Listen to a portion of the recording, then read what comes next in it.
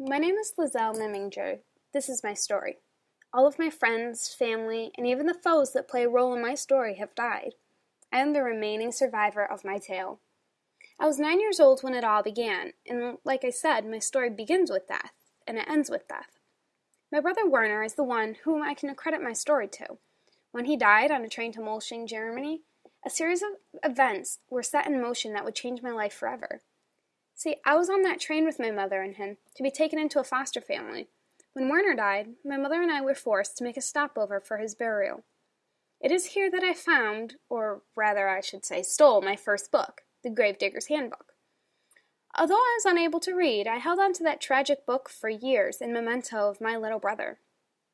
Cut to a few months later, I've moved into my new home with my brand new foster parents, Hans and Rosa Uberman, at 33 Himmel Street. Rosa, she was one of those women who aren't very in touch with their emotion, but we eventually hit it off. It took some time. Hans and we clicked much quicker.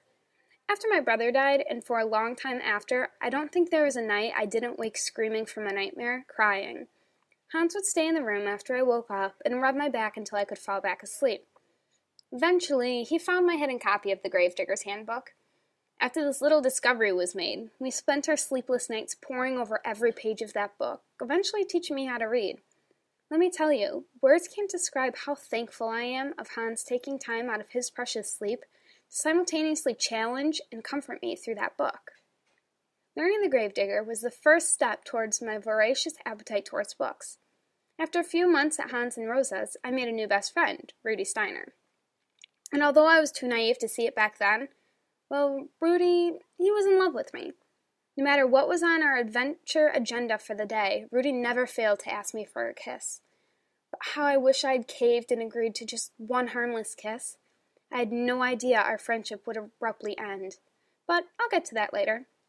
The longer I stayed at 33 Himmel Street, the more comfortable I grew and the greater my social circle and family expanded.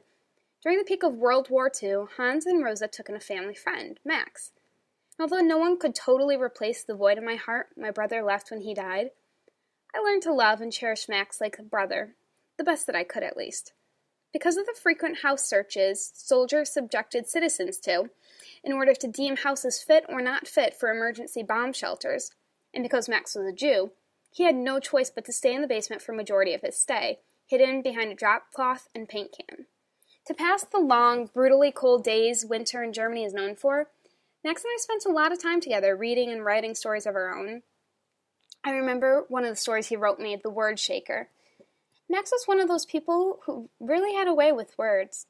As the fall turned to winter and winter to spring, I continued to fuel my need for books, eventually stealing from the mayor's wife's extensive library. Fast forward a few more months.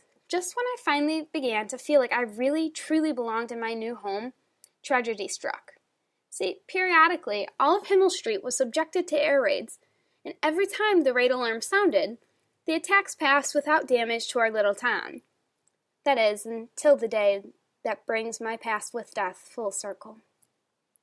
If I'm still and quiet, and if I close my eyes, I can't help but to replay that day again and again and again in the back of my mind. The day began like any other typical morning in the Uberman household. I was writing an entry in my latest project, a memoir of my own, quietly in the basement. Molching was hit by an air attack without warning. Despite the soldiers telling Hans and Rosa previously that our basement was too shallow to suffice as a shelter, I can accredit my survival to that tiny cellar. There were no survivors, except for me. After being dug out by the rubble by emergency workers, taking in the destruction that surrounded me left me breathless. Not long after my rescuing, I found Rudy's cold, lifeless body, and I realized the extent of the bombing. After finding him, I finally gave him that kiss he had always begged for. Rudy was the best friend I could have ever asked for. Later that afternoon, I came across Rosa and Hans' body. Although I have no recollection of that, I was too broken-hearted over the fact I had lost every single person I had come to love. From my brother to my mother to my best friend and the family that I grew into, everybody was gone. I had no idea that during my stay at 33 Himmel Street, and ever since my brother's death, Death itself had been tailing me. Years after the bombing, after the mayor and his wife formally adopted me into their family, I ran into Death one last time in Sydney when he came for me. Back during the bombing, when I was discovered among the rubble at the Himmel Street, my notebook, which I had with me, was discarded as trash, but it caught Death's eye. I learned that he carried it with him everywhere as a reminder of the innocence that he saw in me that was so difficult to spot during the horrible war times. I will never forget his last words to me before he took me away.